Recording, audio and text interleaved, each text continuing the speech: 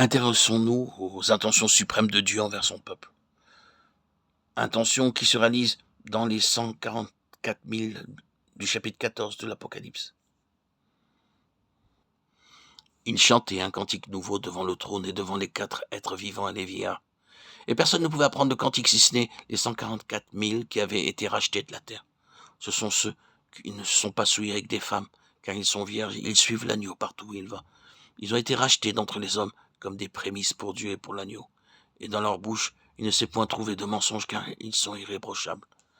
Apocalypse 14, 1, 5. La pensée suprême de Dieu consiste à s'acquérir un peuple qui vive le plus près possible de lui, en osmose spirituelle avec lui.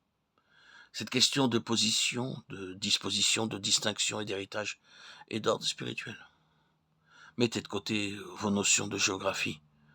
Point n'est besoin de se tourmenter pour savoir où se trouve le ciel. Nous pourrions passer le restant de nos jours à essayer de le localiser et cela ne mènerait nulle part. D'aucuns ont tenté de nous dire sur quelle planète se trouvait le ciel, mais personne n'a pu confirmer la véracité de ces dires.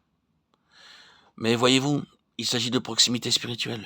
Il serait tout à fait possible, oui, glorieusement possible, quel que soit l'endroit où nous sommes, de se trouver au ciel, suite à une visite en grâce de l'Éternel, sans pour autant quitter le lieu où nous nous trouvons. Et on s'exclamerait, c'est fantastique, merveilleux. Il n'y a rien d'aussi glorieux, d'aussi merveilleux et d'aussi sublime que cela. Peut-être n'avez-vous jamais fait cette expérience? Pourtant, elle est possible. Une fois débarrassé de toute cette atmosphère, cette présence et cette influence du royaume de la mort, nous n'avons pas besoin de nous soucier de la topographie des lieux. Nous aurions sans doute un avant-goût de la gloire de Dieu, même dans les circonstances présentes et dans la scène qui nous occupe. Tout compte fait, ce qui importe, ce n'est pas d'aller quelque part, mais d'être quelque chose. Ce n'est pas à dire que nous n'irons pas au ciel, mais qu'en tout premier, l'endroit où nous serons, au sens littéral du terme, importera peu. L'essence même du ciel, c'est d'être dans un certain état. Et les cieux des cieux, l'endroit le plus élevé, le plus glorieux, se trouve là, où Dieu obtient entière satisfaction dans une vie. Rien ne peut surpasser le fait de savoir que l'être divin est comblé dans une vie, qu'il a obtenu ce que son cœur désirait.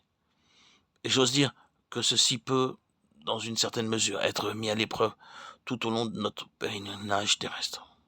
Si vous arrivez à vous et à moi d'avoir des luttes pour que le Seigneur Dieu établisse sa seigneurie ou son autorité dans un domaine qui nous est cher, qui nous tient particulièrement à cœur, qui revêt une grande importance à nos yeux, auquel nous tenons vraiment, quelque chose que nous avons du mal à délaisser et que nous ressortions victorieux de l'épreuve devant le Seigneur, après bien des combats, des conflits, des souffrances et des peines, alors s'installerait non seulement une joie, une paix, une quiétude, mais aussi un tel sentiment de la présence du Seigneur que nous nous en ressentirions quelque chose de glorieux. Dieu a finalement triomphé. Et une fois que nous avons cédé au Seigneur, un rayon de gloire vient illuminer notre cœur.